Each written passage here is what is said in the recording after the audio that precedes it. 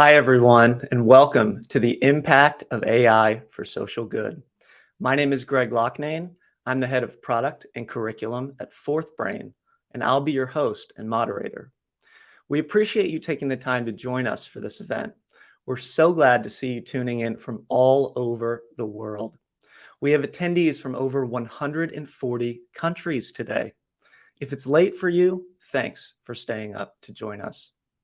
Our event today focuses on how to make AI do good things for societies around the world as our data and our lives become more interconnected.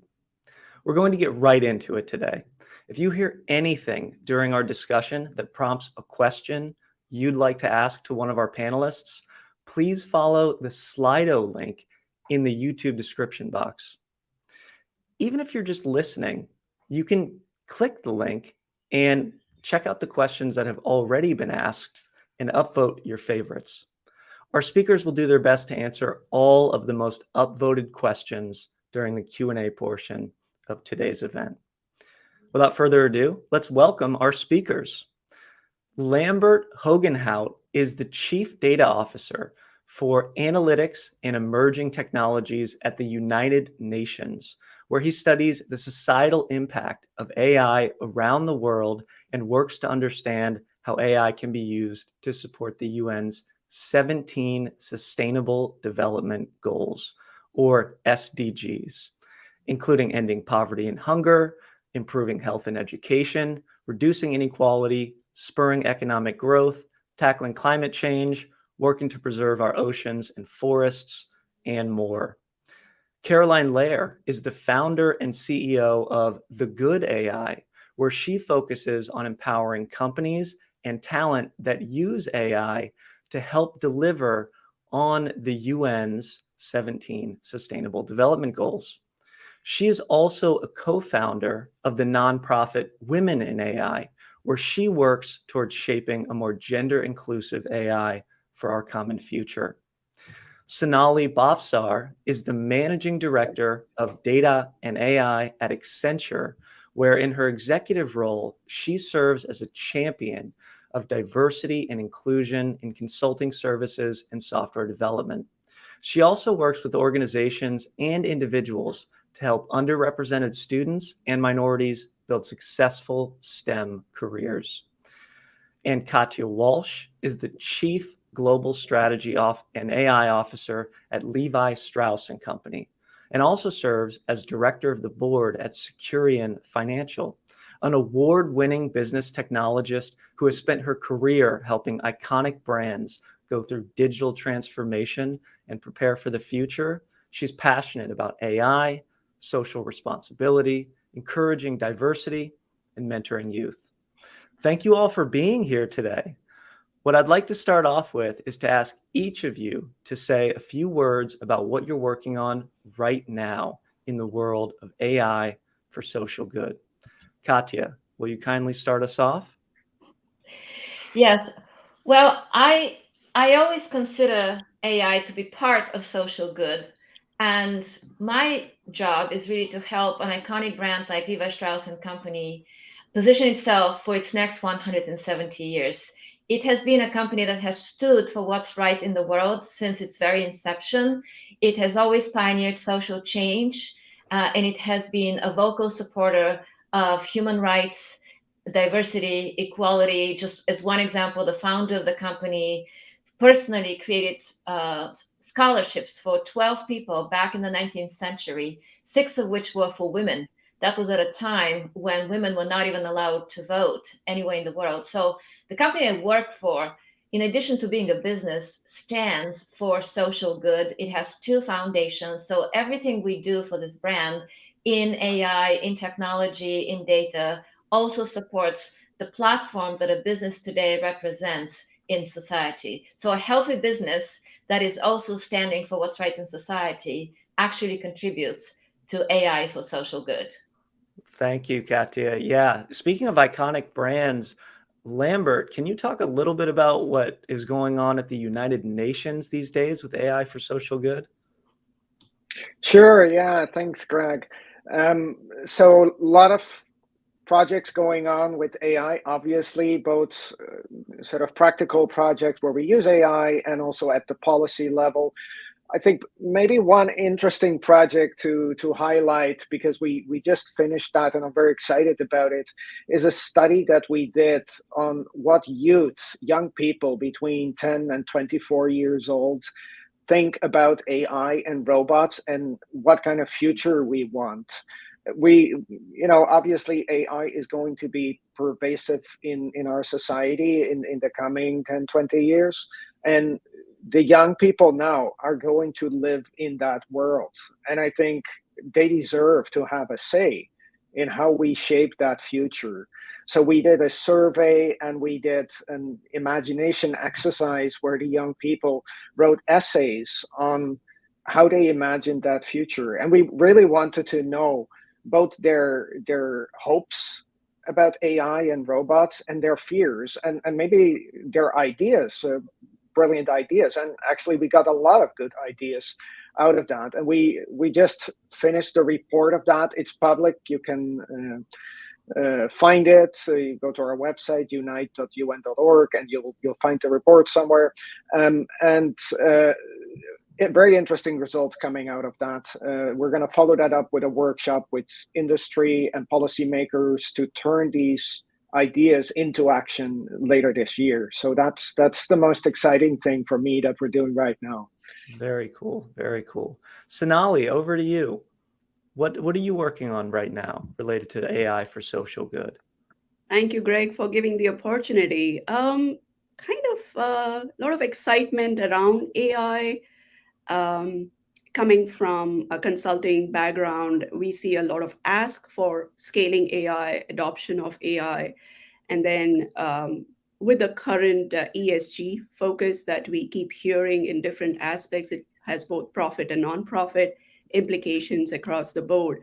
But at a personal level, I just went through a health crisis. And one of the things I've started to notice is a lot of the health data can be used for prevention rather than for reactive purposes itself, just basic data on how care is given to individuals or patients who go through that kind of situation and crisis mode. And that's become kind of a little bit of my personal mission to bring different data sets which are publicly available. And as I do a day-to-day living is more on data transformation, AI is the organic next step.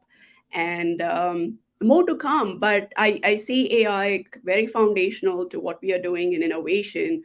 But this is something which is a very passionate and a close topic for me to see it through. If we can make a difference from what our data sets speak to us and how we can make a difference. Very cool. Very cool.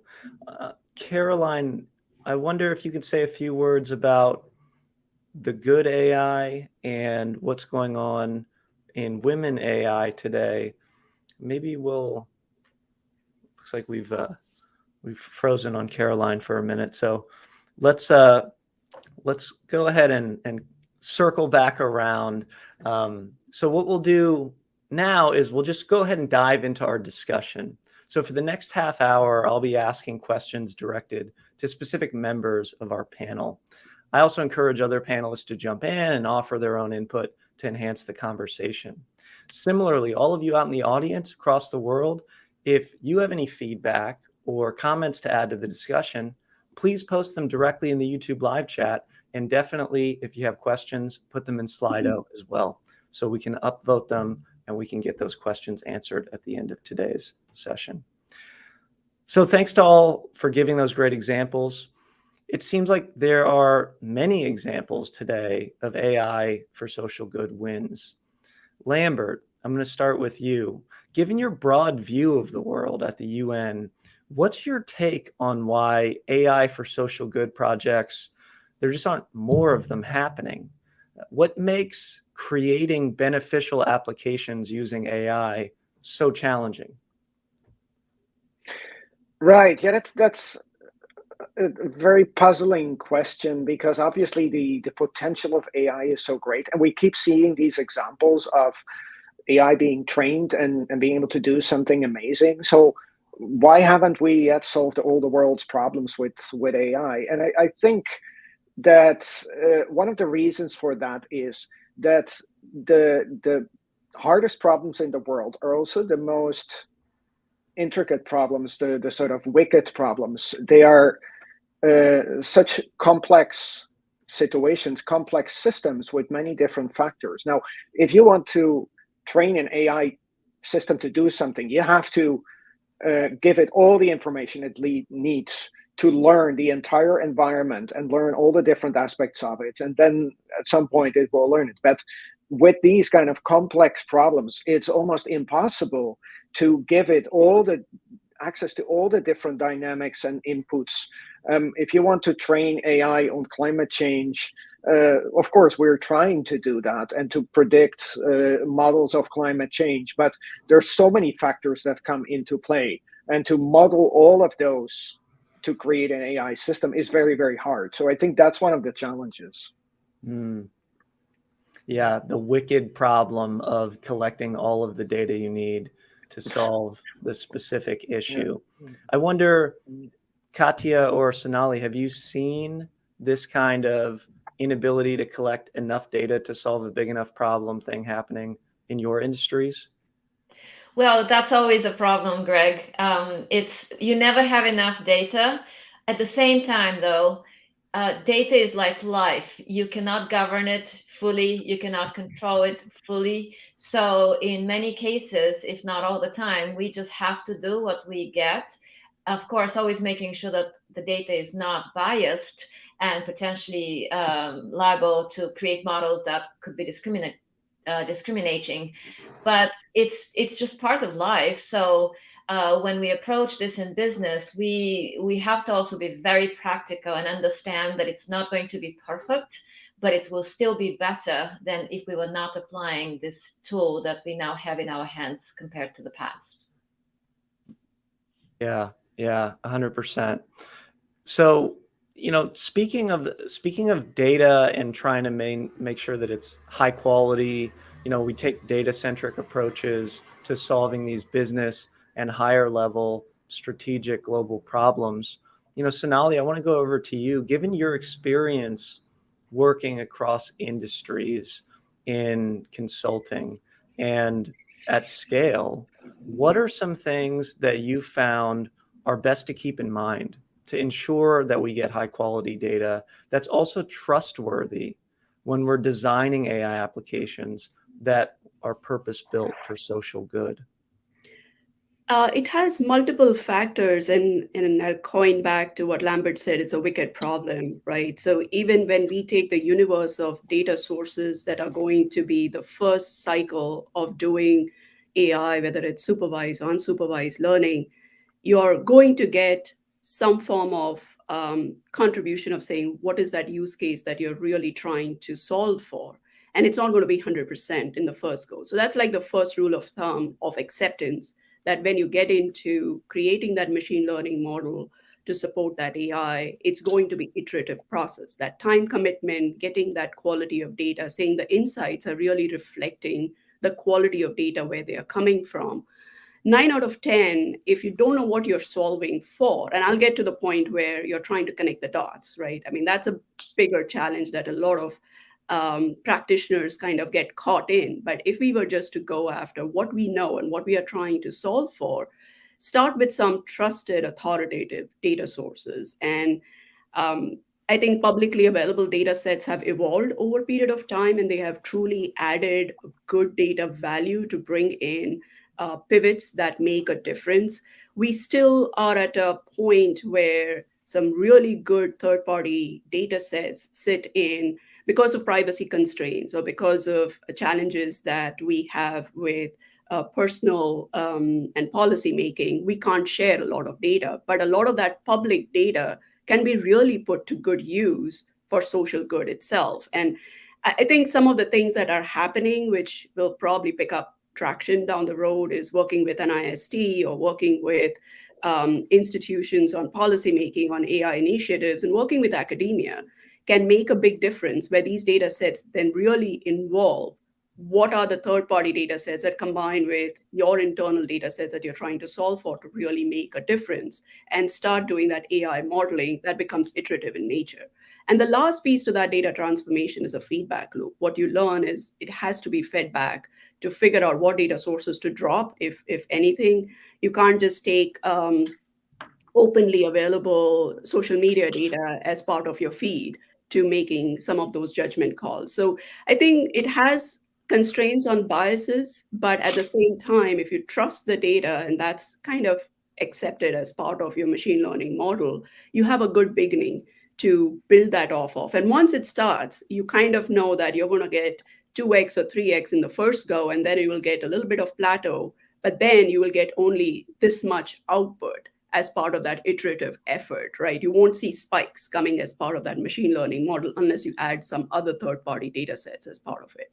So it's an interesting journey, but it is a most essential journey. And especially for social good, we just have to catch up and do that much more quickly and in a much more aggressive fashion to really make some of those decisions. I just feel very passionate about it. There is a lot that we can do, and I think we're talking, but we are not, it's the how. We know the what, but we are not getting to the how and not making it more actionable down the road. Yeah, I really like this idea of using public data sets. I saw a little bit of head nodding there, Katia. I wonder if this is something that you've leveraged, in this day where we're using pre-trained models and we're looking for data sets that are already available to try not to spend a ton of money on projects just to collect data, but to not really take it all the way. Is this something that you've leveraged in any of your, companies that you've helped in these digital transformations? Is previously existing data sets or public data sets? Absolutely, Greg. It's a great point. For example, at Vodafone Group in London, where I was the first Chief Big Data and Analytics Officer between 2015 and 2019, so not that long ago, we had a treasure trove of data, mobility data from 500 million consumers across 25 operating countries. But we were very careful about the use of the data. In fact, the company won a European Commission award for privacy, which is almost unheard of for technology and data companies. That's how careful we were. But we did use anonymized and aggregated data to track the mobility of people, particularly in Africa, which helped us track and help prevent the spread of Ebola and malaria in West Africa. And it was hailed by governments on the continent as something that was really helpful, and we could really see the impact of that. And moreover, when COVID came to the world, the company was able to use that same approach, perhaps enriching the models with more data to make it, of course, relevant to the battle at the time. But it did use the same approach with more data and was able to help governments in Europe and Africa track and prevent the spread of the COVID-19 virus. So it has been very powerful. It's a great example of impact of business on social good across governments, across different countries.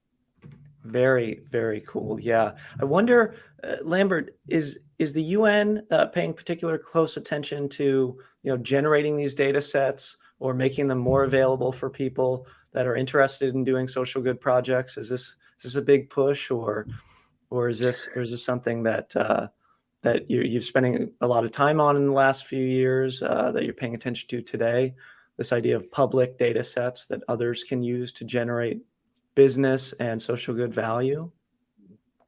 I think it's definitely going to be an important issue in the coming years. We try to do our bit, and we're opening up more data from the UN side, and also try to organize that better, because I think there's a little word of caution here that in the past we've collected data for a particular purpose, and that data might have been very useful and correct for that purpose. Now, feeding that into an AI system that are going to make conclusions out of that data for a very different purpose might, in some cases, backfire. The data might not be as as high quality or as generically useful as we think. So I think it's a good direction that we're going into, but we have to take care of the data quality, and that's going to be a tricky issue. Yes, great point. Great point. Caroline, I want to go over to you.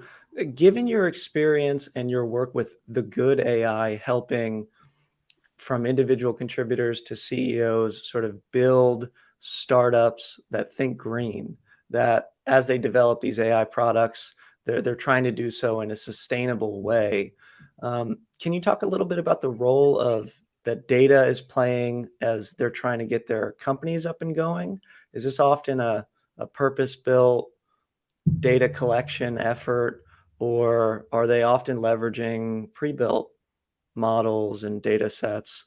What are you seeing from founders and your work in the good AI as they put together these products and startups? So first of all, sorry, I did disappear, so I'm right now from my phone, so really sorry about that. And I may just take a couple of minutes to just explain exactly what we're doing at the Good AI. So basically, we built this community of AI experts last year, and they're focusing on AI application for sustainable development, especially for corporate sustainability. So we have around 115 startups and 140 plus individual experts today.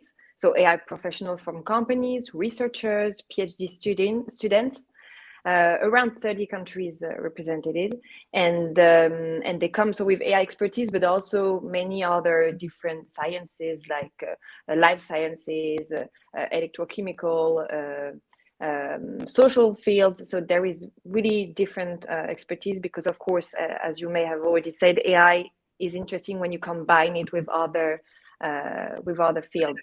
And so basically what we do is that we organize events, workshop, and collaboration with major companies, especially in the food and beverage sector, but also in the tiring industry, to help them think out of the box. So we for instance, working with sustainability department, and most of the time they have no clue what they can do thanks to technology, and even less with AI. And we're also working with data and AI departments, IT departments.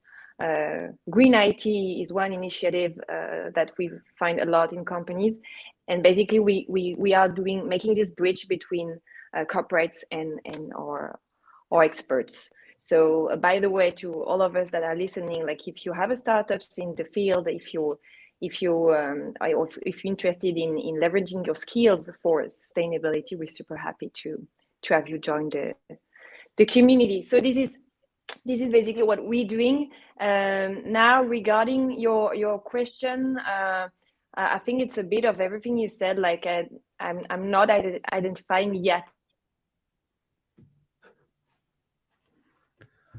Okay, so I think that I'm noticing that there's a thread of green that's running throughout a lot of what we're doing.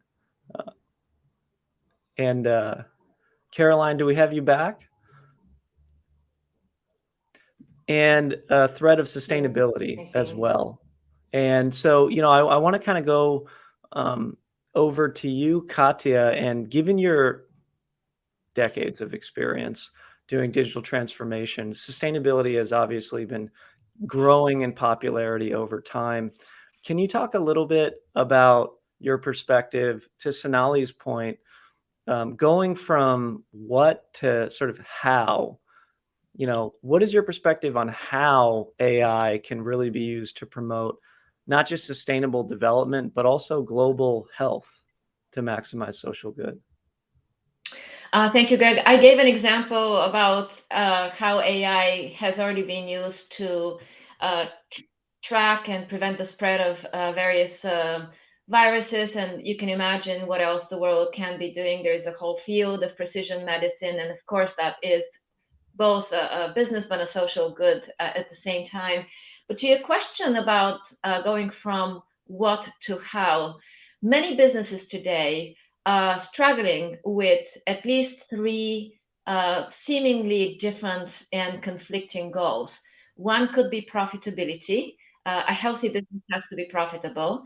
Another goal and challenge could be creativity, particularly in companies like apparel or even consumer packaged goods. There's always a creative element, and that can be seen as being at odds with profitability. And at the same time, all organizations today have a goal to become more sustainable as organizations and to help combat the threat of climate change and really become green. And by the way, I love the name, The Good AI, and the mission that Caroline shared with all of us. And I would love to stay in touch with her and her organization. But back to the three seemingly conflicting goals. It used to be that businesses would have to make a trade-off. If they were to be profitable, perhaps they would have to sacrifice creativity or sustainability. If they were to reach their sustainability goals, perhaps they would have to trade off profitability, etc. With the combination of more data than ever before and the application of machine learning to that, we are now at a point in time when we can optimize all three goals at the same time. And that is not a new goal, but we never had that capability at our hands. That is a great and exciting time for organizations around the world to seize today. And that's really the motto. You can be sustainable, creative, and profitable all at the same time if you used this capability. Is this something that you're seeing as well, Sonali, in companies that you work with and elsewhere? Yeah, I am. I mean, it has become very mainstream, especially in banking and financial services that are my clients. Sustainability is right on top of the radar to support initiatives led by NGOs, led by underprivileged and underrepresented communities and startups.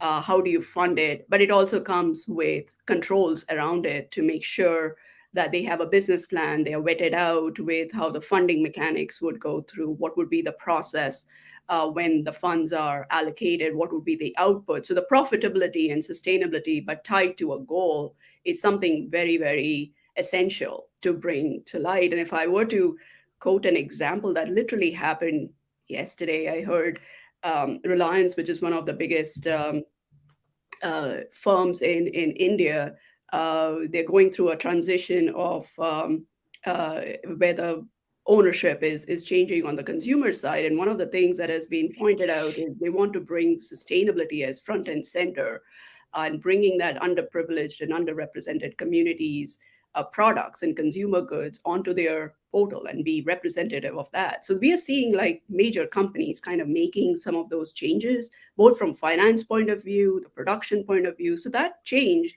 to Katia's point, right? It's not one or the other, it is together. And that together is what's going to really make a difference down the road. Again, with all the controls around it to make sure it is successful, it's not just something that is taken for a grant of saying, hey, I got this and we're going to make it happen, but taking it all the way to execution is going to be an essential part of that journey. Yeah, so I really like this idea of sustainability, but I know that it's such a broad term and it can mean so many different things to different people. For example, we heard the food and beverage industry, and I want to go over to you, Lambert. Like when you think of sustainability from your level, I mean, what comes to mind? What comes top of mind to you for sustainability?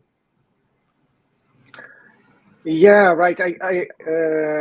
I'll answer your question, but I just wanted to continue on what Katia and Sonali were saying, that in my view, AI is not just a new technology that we adopt. Like at some point we started using word processors on the computer and this is a new thing. No, I think for many companies, AI requires them to rethink their entire business model and the way they operate. Now, if they're going to rethink the way they operate anyway, then they might as well bring in that sustainability aspect as well. Because, as we all know, being a good corporation, being a good corporate citizen is good business. And many companies try to do that. But instead of doing ESG as a sort of separate unit somewhere in the corner as an afterthought, make it front and center of your strategy as part of your digital transformation or your adaptation of AI. And then, from our side, if people ask, well, how can I be good? What is good for the world? To us, the SDGs are the clearest formulation of that, of what is wrong with the world and what is it that we want to fix. And of course, you don't have to go after all of these 17. But there's probably one or two of them that are very close to the kind of industry you're in, the kind of business you're in. And I think it's a great opportunity to do both, to adapt your business to AI and become more sustainable. Yeah, I love that perspective. It seems that's what we're hearing from businesses all over, is that we need to adopt AI. And in doing so, I love the idea. It's like, why not do it in the best possible way for the good of all of us? And pick an SDG and sort of, whichever one is more aligned with your business, that's a great way to sort of start adding value in ways beyond just the bottom line, and to really, really be a great corporate citizen. I think that's something that isn't talked about enough. That's phenomenal insight there. And so I want to, I don't know if you caught any of that, Caroline, but we're talking about sustainability, and we're talking about these sustainable development goals, the SDGs from the UN. I wonder what your perspective is on being a good corporate citizen, and what people in your community are doing to ensure that they're integrating AI at the same time as they're integrating sustainability into their businesses. Okay, so for us, and I think Lambert was explaining before, the Sustainable Development Goal are just the way society should move towards. And so as a community, we believe today that, like, as an AI community, we've believed that we cannot afford to continue developing tech solutions only to maximize profit or having fun in the metaverse. I mean, we are facing very important challenges today with climate change that has a very strong impact on the environment, on biodiversity. It really make living on Earth even harder for certain populations. And sorry if you've been already talking about that, so there is a high risk of starvation, pandemics, increasing migration crisis. So really, again, as a tech industry, as an AI community, and I think that should be the case for any other industry in the world, I think we should really use our expertise to solve those challenges. We don't have a lot of choice here. And when it comes to corporates, so they're coming very strong with sustainability promise today. And so our goal is really to help them accelerate with AI. So we're focusing on 5 different areas of sustainability, corporate sustainability at the Good AI. The first one is how we can help them reduce the carbon emissions and protect biodiversity. So you have a lot of startups today working on carbon accounting. It's a very complex topic. And ESG regulation is coming harder and stronger, so companies are really focusing on it. And it's again, it's complex. Even above all, when you have super complex supply chains, it's really hard to measure basically your carbon emission before even thinking about reducing them. And then we look at use cases around circularity. Here again, AI and data can help companies, work in a more regenerative way. For example, we have one startup doing regenerative agriculture. So they're building environment control modules where you can basically grow any kind of crop anywhere in the world, and they're using AI to monitor microclimate inside it. So this is a kind of technology that is super interesting when it comes to food security. And so major food companies are looking at this kind of technology, pharmaceutical as well, to grow medicinal plants. What else do we have? We're looking at human rights, a future of work.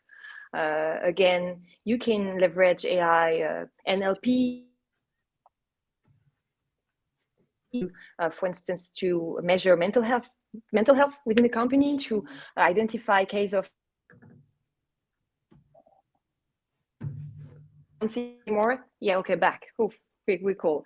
So mental health at work. You can also leverage AI to NLP again. So NLP is natural language understanding to, for example, analyze company statement about modern slavery. Regulation is coming very strong here. So companies are doing massive statements, but people are still analyzing them manually. So it takes a lot of time. Here again, you can use AI techniques such as NLP for this. And the list is super long. There are really a lot of use cases where you can use AI, waste management, recycling. So yeah, it's really exciting to see that we can apply AI basically everywhere, because this is such a powerful technology to measure, to optimize, to predict. But we also need to educate, to have more and more AI engineers, more and more data scientists that are willing to use the expertise for those purposes. Yeah. In sort of double clicking in on this, going beyond tech solutions, speaking to our audience directly, we've got people all over the world. A lot of them clearly have interest in AI for social good. Maybe many of them are sitting out there thinking like, yeah, this all sounds great, but I'm not sure what I can do to have an impact right now. Should I go download a public data set on something that fascinates me and interests me and try to put together an AI project on my GitHub account? Like, what should I do to get started? I don't feel like I can put together a social entrepreneur venture today. I don't feel like I have the sort of resources and funding that a lot of the projects you're talking about, maybe have at their disposal. What steps can people start taking today from wherever they are to have an impact if they're interested in the tech and they're also interested in AI for social good? Let's start with you, Lambert. What would you recommend to all the youth out there that you've been asking, hey, what do you think this world's going to look like? Let's take it a step further and say, how do you think those youth can work towards shaping it so it's a little bit better in the future? Sure. Yeah. Let me say two things. First, you're right that not everybody at the moment has the sort of technical capabilities and the equipment and the data to start doing their own AI systems. But I would think that time is coming pretty fast within the next couple of years. The trends that I'm seeing is that 5 years ago, you might need a huge server at Amazon or Google to run an AI system. 3 years ago, you could do the same thing on your laptop. And right now, there is systems, for example, to use computer vision to monitor agriculture, etc., that can run on a cell phone, so people can actually use that in the field. And there's more and more AI applications that everybody can use, not literally everybody, but you need very simple equipment like a cell phone to start using that. The second thing I'd say that people can do is just awareness, because I think technology in general and AI in particular is moving so fast that if we're not careful, we're just at the mercy of what AI is going to be able to do. I think we should be more intentional about it. We should be intentional about how we embrace AI, how we adopt it into our societies, what we want from it and what we don't want. And that starts with awareness and understanding. So educate yourself, understand what AI is doing, what the issues are. That is one of the most useful things you can do right now. 100%. Yeah. So in terms of steps that people can start taking today, what are you recommending, Sonali, to people that you're mentoring about how to get started in a STEM career today? What's your advice to them? It's kind of, back to Lambert and Caroline's point earlier, take a use case, take that problem statement to define what it takes to I wouldn't say solve it in totality, but at least make a pivot of where you can see certain outputs. And being an engineer, this is something I did in computer science all the time. You figure out what are your different data sets, what you're going to build out, and kind of start the same logic and use what is available out there.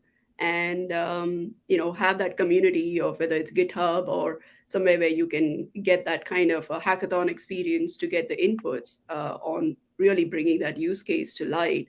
The one thing I do see is the passion for understanding the problem statement is equally important on what you're really solving for, and not solving for the sake of just calling it out. You're really solving because you feel very strongly about it, or what are the gotchas that have come into being. So I would say, from high school kids, even middle school kids, they are very good at, creating machine learning models and exploring them, and kind of getting them up front in solving their own challenges of seeing what they see that they can explore and have that entrepreneurial mind.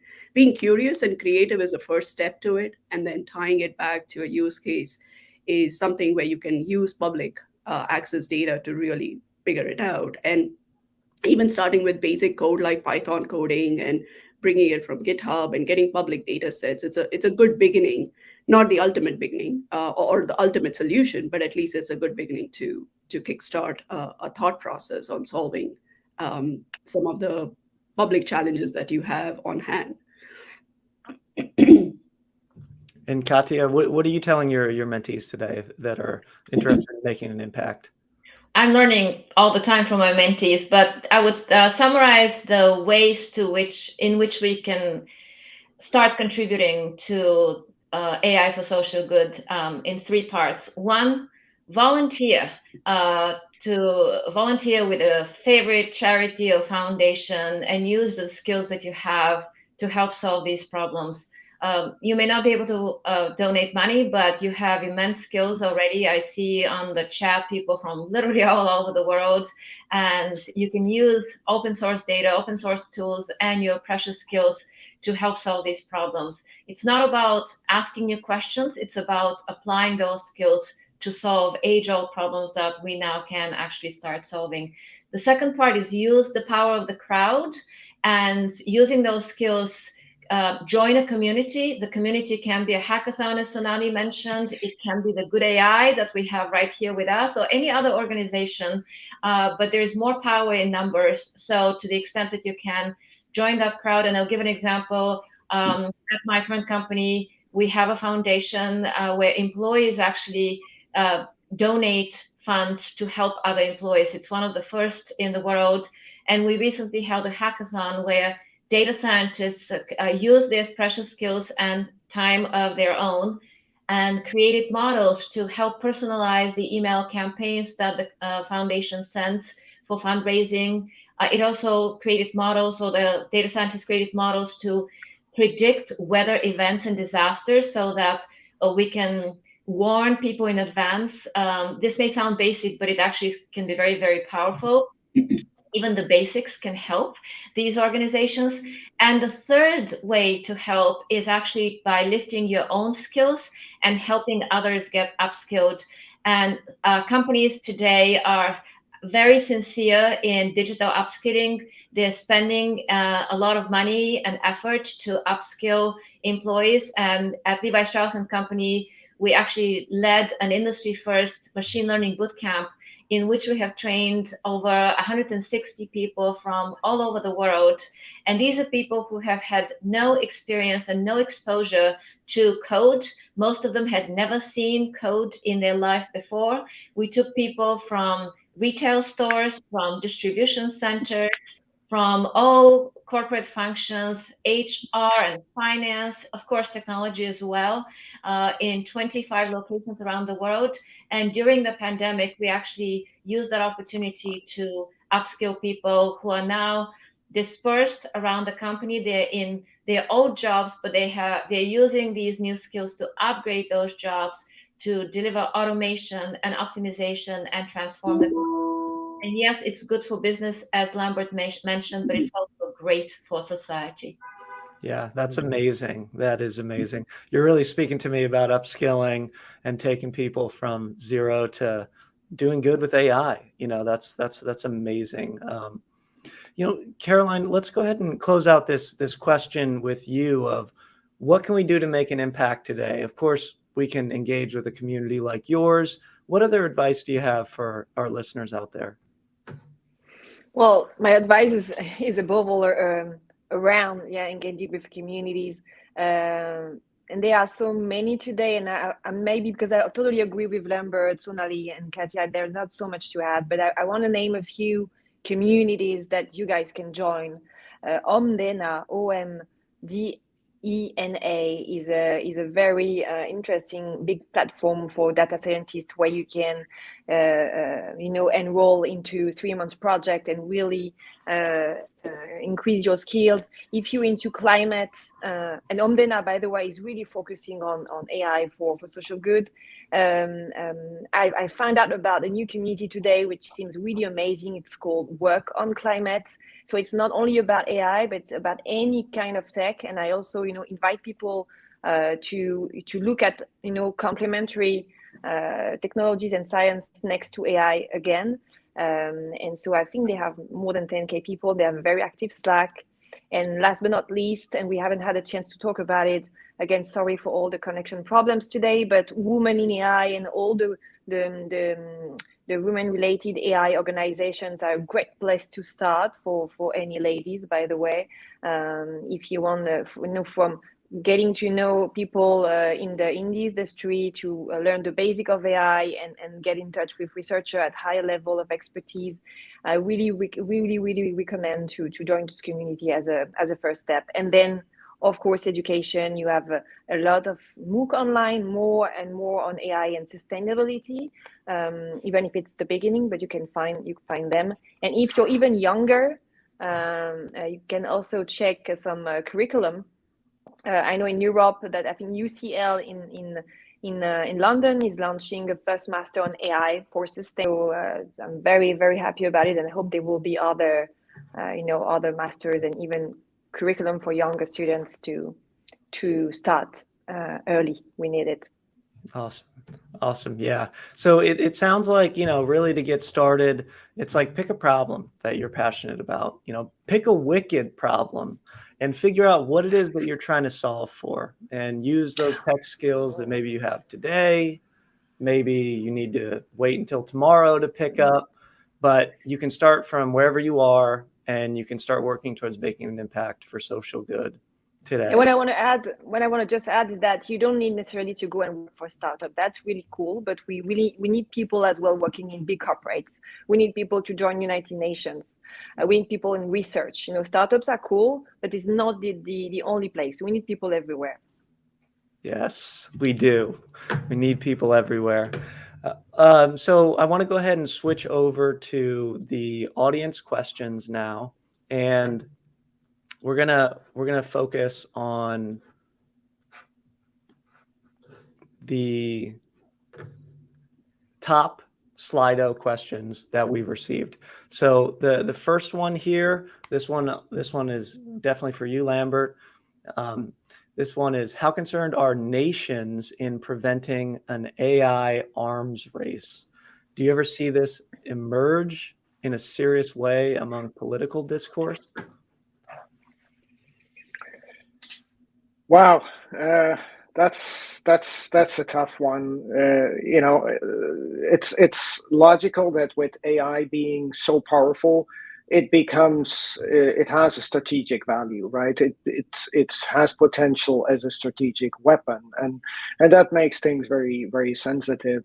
Of course, as the UN, we will advocate for using AI for good and sort of to curtail the use of AI in weapons. I don't see that we can completely avoid that.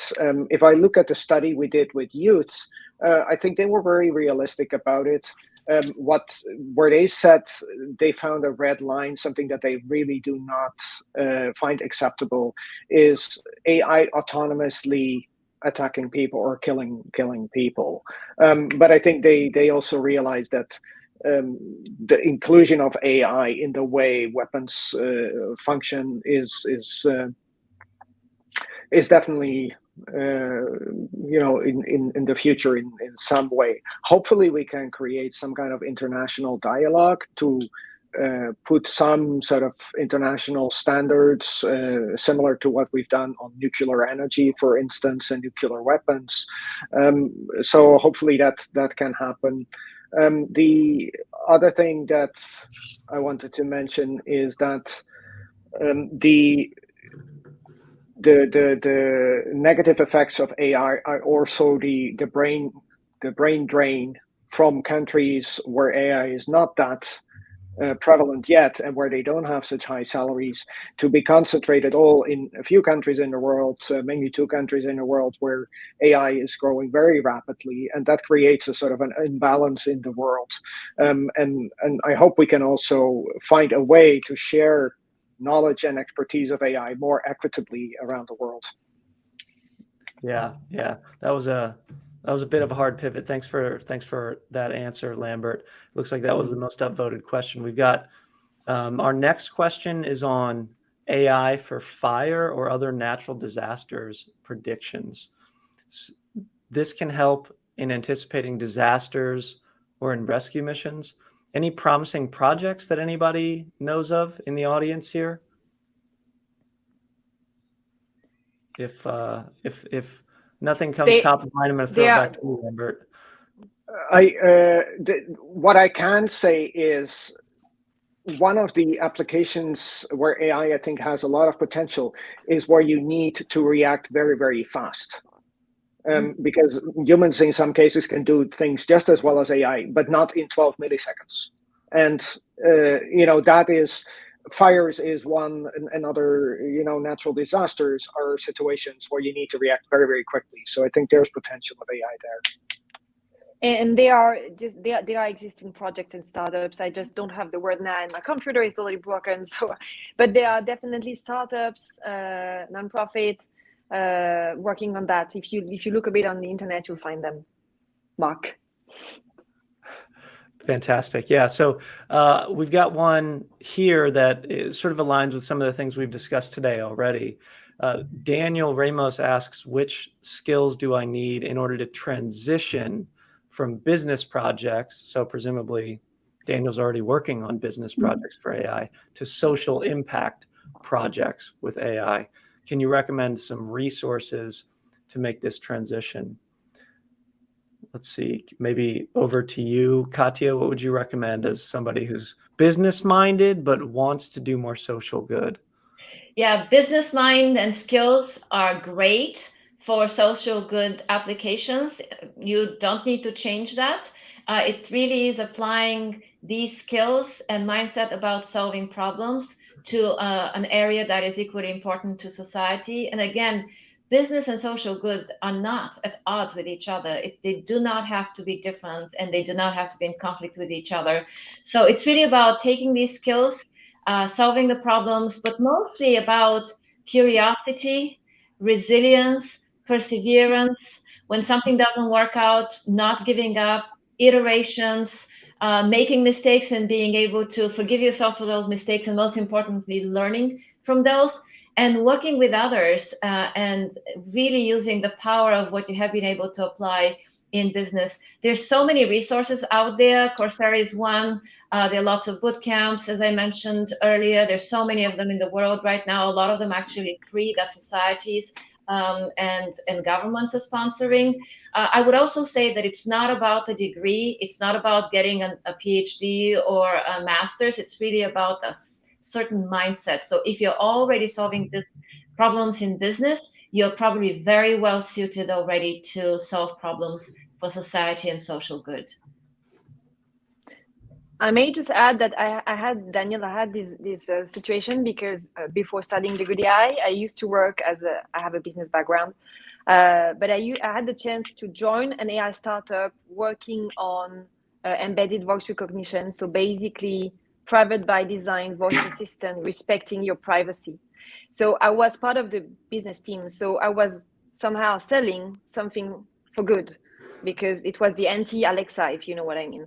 So you can also keep doing business, but just choose an AI company that is developing services that is linked to social goods, basically, and then you don't have to do any huge transition. That's possible as well. We have plenty of startups, by the way, at the Good AI, that are looking for business developers, and like the one on, for instance, on regenerative agriculture. So you can find I guess I'm sure you can find what you want. Awesome. Awesome. Well, it looks like that about wraps up our top questions from the audience Q&A. So I want to go ahead and just thank all of you today for your participation. This brings us to the end of today's event. So as a special thank you to everyone out there who's watching today, Fourth Brain is offering a $500 scholarship toward our next MLOps cohort that starts on September 13th, or our next machine learning engineer cohort that starts on October 18th, if you're looking to upskill. In September, I'll also be personally available for 30-minute one-on-one career coaching opportunities, consultations with applicants, where I'll demonstrate exactly what level of coding experience you need to get started with an upskilling program so that you can achieve your goals today. Look for an email later this week from Fourth Brain for more information. Deeplearning.ai is also going to send a follow-up email. We love getting your feedback on these events. We'd love to hear how to make them better in the future for you. A selected 100 attendees will also receive a promo code for 50% off a 1-month subscription to any deeplearning.ai Coursera course as well. So again, thank you, Lambert. Thank you, Sonali, Caroline, Katia. This was phenomenal. We really appreciate your insights, your time, your expertise, teaching us today about AI for social good. So thank you to all the speakers and for everyone joining us today. Always keep learning, stay safe, and see you next time. Thanks so much. Thanks for all the questions. Bye-bye. Thank you.